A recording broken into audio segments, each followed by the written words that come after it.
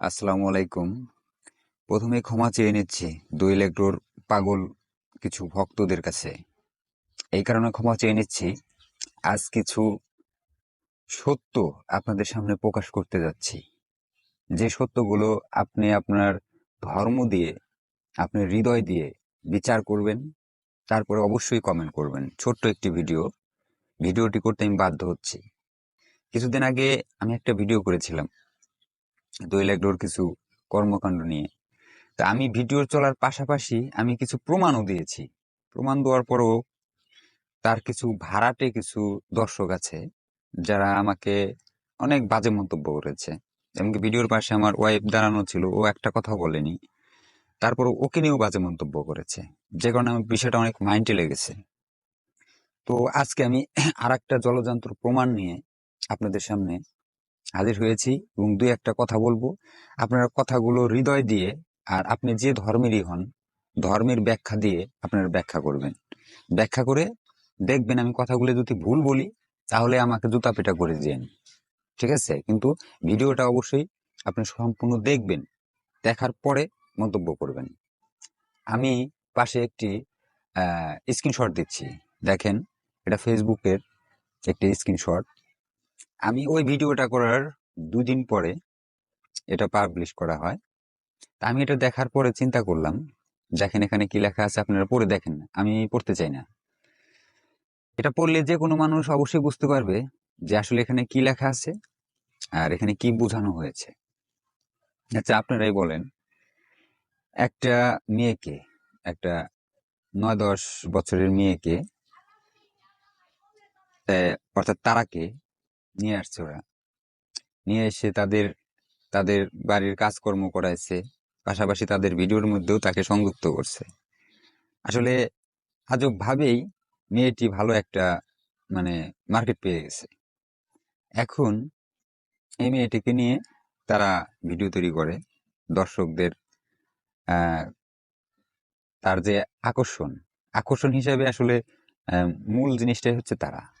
তা একটা মেয়েকে 3-4 বছর সে তার বাড়িতে রাখছে, রাখে এখন তাকে লালন পালন করছে, বেশ ভালো কথা। কিন্তু এই মেয়েটাকে নিয়ে এখন যেসব বিষয়, যেসব মন্তব্য ওরা তৈরি করে, টাইটেল টাইটেল অর্থাৎ ভিডিওর নিচে বা উপরে আপনি যে লেখাগুলো দেন সেগুলোকে বলে টাইটেল। টাইটেলে যে সব বাজে ভাষায় মানে ইঙ্গিত করে যে ওরা যে ওয়ার্ডগুলো ব্যবহার করে, এগুলো তো এক ধরনের ক্রাইম। একটা মানুষের একটা আহ মানে বুদ্ধি বয়সের একটা মেয়েকে নিয়ে এই ধরনের টাইটেল দেওয়া খুবই খারাপ, তাই না? আপনারা এই যে যে টাইটেলটা দেখতেছেন, সেই টাইটেলটা দেখে অবশ্যই বুঝতে পারতেছেন যে এটা কোন ধরনের টাইটেল। এই টাইটেলে বোঝা যায় যে মানে মেয়েটির ইজ্জত শেষ হয়ে গেছে, মেয়েটির ইজ্জত নষ্ট হয়ে গেছে। এখন আমার বিষয় হলো যে এই মেয়েটা যদি সালামের নিজের বোন হতো, নিজের বোন হলে কি, নিজের রক্তের বোন হলে কি এই ধরনের টাইটেল কি সালাম দিতে পারতো? বা শম্পা আপু কি দিতে পারতো তাদের পেজে, ফেসবুকে বা যেখানেই হোক, তাদের তাদের নিজস্ব প্ল্যাটফর্মে কি দিতে পারতো?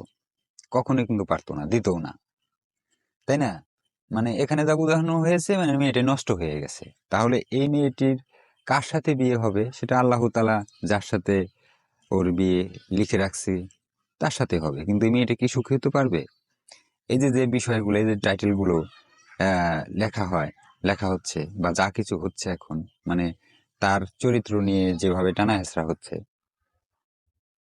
তাতে কিন্তু সে কখনোই কখনোই কোনোদিনও কিন্তু সুখী হতে পারবে না। এগুলার কোটা কিন্তু সারা জীবন শুনতে হবে, মনে হতে পারে তার সংসার জীবনটাই নষ্ট হয়ে গেছে। তো তখন আর শম্পা তার আর প্রয়োজন হবে না তারাকে, তো মেয়েটির লাইফ নষ্ট হয়ে যাবে। তা আমি কেন এই ভিডিও তৈরি করতেছি, এটা একটা কথা, যে আমার ইন্টারেস্টটা কি? ভাই, আমার ইন্টারেস্টটা কি? আমার সত্য কথা না খুলে পেটের ভাত হজম হয় না। আর প্রতিবাদ করাটা, অন্যায়ের বিরুদ্ধে প্রতিবাদ করাটা, এটা আমার এক ধরনের নেশা বলতে পারেন। 24-এর আন্দোলনেও আমি প্রতিবাদ করেছি, রাজপথে প্রতিবাদ করেছি, আমার মিডিয়ার মাধ্যমে আমি প্রতিবাদ করেছি, আমার ফেসবুক প্রোফাইলে, ফেসবুক পেজে, সেখানে আমি প্রতিবাদ করেছি। প্রতিবাদ সবাই করতে পারে না, প্রতিবাদ করতে গেলে সাহস লাগে, সৎ সাহস লাগে, সৎ হতে হয়। আচ্ছা, আর একটা বিষয়, সালাম সালামকে নিয়ে আর একটা বিষয়, শুধু সালামকে না, আমি আরো কিছু সোশ্যাল মিডিয়ার ব্যক্তিদেরকে মেন করে আমি কথাটা বলতে চাই। সেটা হলো যে আল্লাহ তাআলা বলছে তুমি সাহায্য করো এমন ভাবে, তুমি সাহায্য করো এমন ভাবে যেন তুমি ডান হাত দিয়ে সাহায্য করবে, যেন বাম হাত যেন বুঝতে না পারে যে তুমি সাহায্য করছো। এটা হলো সাহায্য করার মানুষের নিয়ম। এটা আল্লাহ তাআলা বা আমাদের দয়াল নবী তিনি এই সিস্টেম বা এই প্রচেষ্টা দেখিয়ে গেছে। তো সালাম যাই কিছু দান করুক, সেটা আগেই সে ক্যামেরা চালু করে রাখে। আপনি তার ভক্ত হতে পারেন, আপনারা জিনিসটা লক্ষ্য করবেন। মানে এত পাগল হয়েন না, এত ভক্ত হয়েন না যে ভালো মন্দর ফারাকটা আপনারা বুঝতে পারবেন না। তো আপনারা মনে করতেছেন আহা কত বিশাল হৃদয়ের মানুষ, কত বড় একটা মহতের মানুষ। আরে ভাই, এটা কি সাহায্য করার নিয়ম? এটা তো ধান্দা করার নিয়ম হলো। যারা ফেসবুকে ইউটিউবে মানুষকে সাহায্য করে ভিডিও করে, তারা তো পুণ্য করে না, তারা তো পাপ করে। একটা মানুষের, যে মানুষটাকে দেখানো হয়, যে মানুষটা অসহায়, তাকে তার ইজ্জত নষ্ট করা হয়, তাকে তার সম্মান নষ্ট করা হয়। তার সম্মান নষ্ট করে আপনি তাকে কিছু অর্থ দিচ্ছেন, আর সেটার বিনিময়ে আপনি সোশ্যাল মিডিয়া থেকে লাখ লাখ টাকা কামাইতেছেন। এটাকে কি কোনো মহৎ লোক বলে নাকি বাটপার বলে? আপনি বলেন। এটা তো আমার নিজের ব্যক্তিগত মতামত না, সাহায্য করার সিস্টেম তো এটা, তাই না? যে আপনি এক হাত দিয়ে দিবেন আর এক হাত জন্য না বুঝে, এত এত গোপন ভাবে, আর সেটা আপনি লক্ষ লক্ষ মানুষকে দেখাইতেছেন। ওই ব্যক্তিটাকে, ওই যে ব্যক্তিটা বিপদে পড়ছে তাকে আপনি ছোট করতেছেন। তাহলে এটা কি পুণ্য হলো না পাপ হলো? আর আপনারা সেটা দেখে সালামকে একেবারে মনে করেন যে বাপের জায়গায়, কিছু কিছু কিছু কিছু ভক্ত আছে বাপের জায়গায়, মানে বাপের বাপ সে জায়গায় বসায় রাখছে। আমারে কিছু লোক বলছে আপনি সালামের যোগ্য হতে পারবেন না, আপনি সালামের এই যোগ্য হতে পারবেন না, ও যোগ্য হতে পারবেন না। ভাই, আমার আমার সালামের মতো জঘন্য মানুষের এই যোগ্য হওয়ার দরকার নাই, তো কোনো প্রয়োজন নাই। ওর মতো লোক হওয়ার, ওর মতো ক্যারেক্টার হওয়ার আমার কোনোদিনও আশা নাই, ইনশাল্লাহ কোনোদিন হবও না। আমার চ্যানেলের আমি শর্টস ভিডিও বিশেষ করে বেশিরভাগ আমি চালাই, তৈরি করি। এটা আমার শখ, এটা আমার ইনকাম করার জন্য না, এটা আমার শখ। তো আমি শর্টস ভিডিও তৈরি করি। আমার চ্যানেলে ঢুকেন, আপনি শর্টস ভিডিওতে ক্লিক করেন, ক্লিক করলে পপুলারে ক্লিক করেন, দেখেন তো আমার শর্টস ভিডিওগুলো কি মিলিয়ন মিলিয়ন ভিউ হয়েছে কিনা। আর সেই ভিডিওগুলো দেখে আপনার কি হাসি পায় না কান্না পায়, আপনি অবশ্যই দেখবেন। বহুত মানুষের, পৃথিবীর বহুত রাষ্ট্রের মানুষের, বহুত মানুষের কান্না পাইছে। হ্যাঁ, সেটা তারা কমেন্টে লেখছে, আপনারা দেখেন। তারা আমার ওয়াইফকে নিয়ে, আমাদেরকে নিয়ে অনেক দোয়া করছে, পাইছি। ওইটাই আমার ইনকাম, ওইটাই আমার পুঁজি। মানুষ যে দোয়াটা করছে, ভালোবাসা দিছে, ওটা আমার পুঁজি। আর এই যে যে আমি কিছুদিন আগে যে এই তারাকে নিয়ে যে প্রতিবাদে ভিডিওটা তৈরি করলাম, যে একটা অসহায় মেয়েকে নিয়ে ছিনিমিনি খেলা হচ্ছে, ওই ভিডিওতে যে ভিউ হয়েছে, এত শখ 500 টাকা কামাই হবে, শখ 500 টাকা হয়তো আমার ইনকাম আসবে। ভাই, আমি 1000 টাকা মসজিদে দিয়ে দিব। 500 টাকা ইনকাম হবে, আমি 1000 টাকা মসজিদে দিয়ে দিব। ওই ইনকাম আমার দরকার নাই, বরঞ্চ ওদের ভিডিও করে বরঞ্চ আমার চ্যানেলের ক্ষতি হইতেছে। তারপরও করলাম, এটাই এটাই সম্ভবত শেষ ভিডিও। আমি এই কারণে করলাম যে কিছু কিছু ওদের সালামের কিছু কিছু ভাড়াটে কিছু দর্শক আছে, ভাড়াটে দর্শক, হয়তো ওদের বন্ধু বান্ধব বা এ ধরনের কোনো কেউ হবে। তো তারা অনেক আজে বাজে কিছু মন্তব্য করছে। তবে আমার কথার সাথে একমত হয়েছে বহুত মানুষ, অনেক বেশ লাইক পেয়েছি। অবশ্যই যারা লাইক করছে, আবার কিছু কিছু মানুষ সাবস্ক্রাইবও করছে। আমার যদিও আগে 30,000-এর উপরে সাবস্ক্রাইবার ছিল। তো তো তারা আমার কথাগুলো খুশি হয়ে হয়েছে। তো ওটাই ওটাই আমার প্রাপ্য, আমি মনে করি যে ওটাই আমার ইনকাম।